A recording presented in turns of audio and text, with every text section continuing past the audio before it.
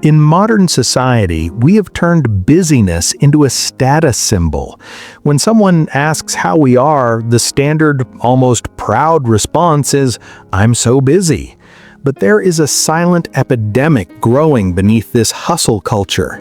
Many people are sprinting at full speed, exhausted and burnt out, yet their lives remain static. Psychologically, this is known as the treadmill effect.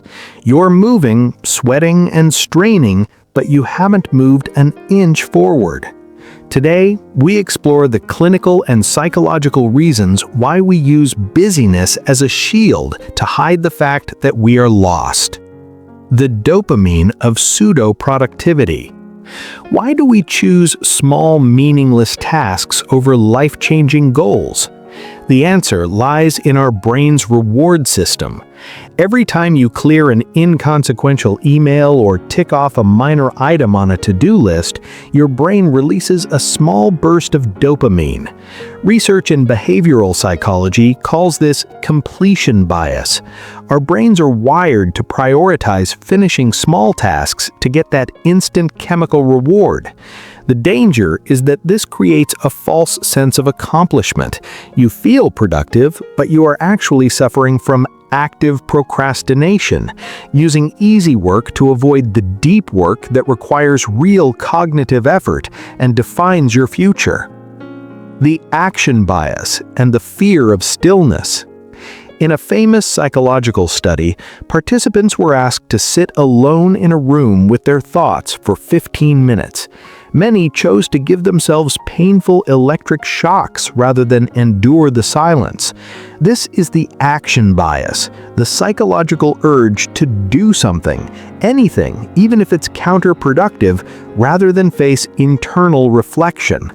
For many, constant busyness is a defensive mechanism. In the silence of non-action, uncomfortable questions arise. Who am I without my job title? What is my actual purpose? Do I even like the direction my life is taking? We stay busy to drown out the existential noise. If you are always running, you never have to face the fact that you don't have a map. Cognitive tunneling. Why the busy stay lost. When you are perpetually busy, you fall into a state called cognitive tunneling. This is a mental state where your focus narrows so much on immediate tasks that you lose the ability to see the big picture. From a neurological perspective, your brain's executive function becomes impaired. You lose the capacity for strategic intuition. You start treating a minor crisis and a major life opportunity with the same level of urgency. Without a clear North Star or long-term vision, your energy is scattered in 1,000 directions. As the saying goes, if you don't know which port you are sailing to, no wind is favorable.